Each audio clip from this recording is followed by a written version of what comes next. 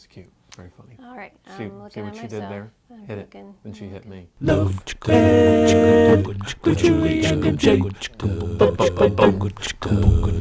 When it comes to relationships, do you know what you want, what you really, really want? We're going to tell you what you want, what you really, really want. We're talking about intimacy today on Love Ed with Julie and MJ. And by intimacy, we do not mean sex. Nope. Sex is not as big a deal as intimacy. In fact, equating intimacy with sex would be like equating food with dessert. Sex is a type of intimacy, just like dessert is a type of food, but you can't maintain a strong, healthy body only by eating dessert, of course. One of my least favorite food facts. And just like you can't maintain that strong, healthy body only on dessert, you can't maintain a healthy soul just with sexual intimacy. And that is a truth many people learn the hard way. In fact, those who set their hopes on sexual intimacy, filling and satisfying their soul like they so know it will, usually wind up very lonely, wounded people. And in contrast, you can maintain a healthy body without dessert, something I'm sure many of you've tried, as I have. And you can maintain a healthy soul without ever having sex. What? Yes, that is so true. In fact, please let me repeat again. You are able to. It is a possibility to maintain a healthy soul without any sexual intimacy at all. However, if you never know the kind of intimacy that we're going to describe today on Love Ed, you will walk around this planet with a very hollow, aching soul. True intimacy is described in the love chapter of the Bible, 1 Corinthians 13. Ah, yes, the scripture referenced at almost every single wedding kicks off by poetically declaring the preeminence of love. If I speak in the tongues of men and of angels, but have not love, I am only a resounding gong, a clanging cymbal. Then it goes on to specifically describe love. Love is patient. Love is kind. It does not envy. Then after 10 verses talking all about love, true love, God's unconditional love, the verse 11, Paul seems to change the subject entirely.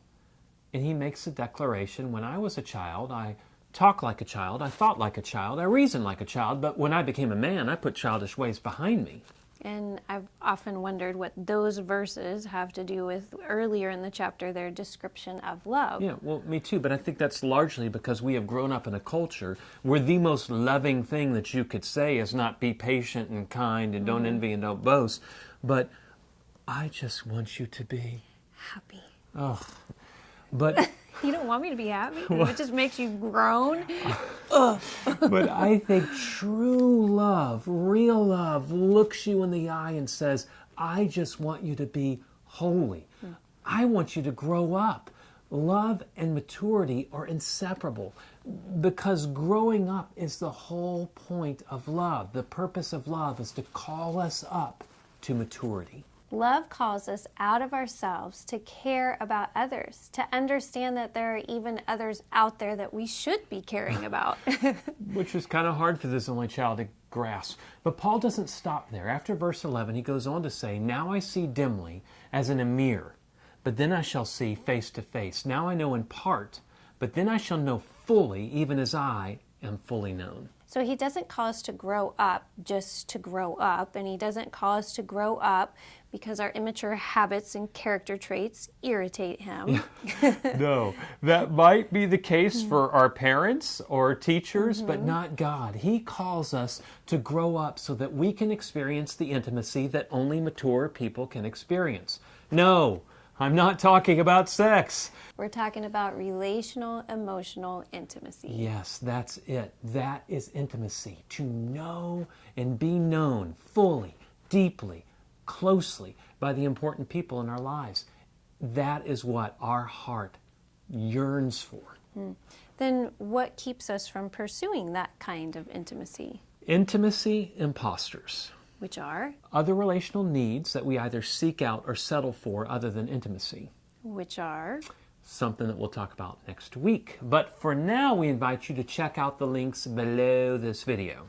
Mike has already written quite a bit about intimacy and the intimacy imposters on our DNA blog, By DNA, Julie's referring to our written date night advice blog. or DNA for short. We can only go so deep in these Love Ed videos, but our DNA blog will give you more meat to chew on. If you want to put childish ways behind you, you have to eat your meat. If you don't eat your meat, you can't have any pudding. How can you have any pudding if you don't eat your meat? So read the recommended DNA posts below and then share your thoughts and questions in our comment section. And if you want to take it up to 11, invite a friend or two to join you. That way you can discuss the insights you have, any questions that the study inspires. So go on ahead and share this video with those friends and look below for this week's recommended DNA readings. Then join us again for more episodes of Love Ed with Julie and MJ. Love Ed with Julie and MJ.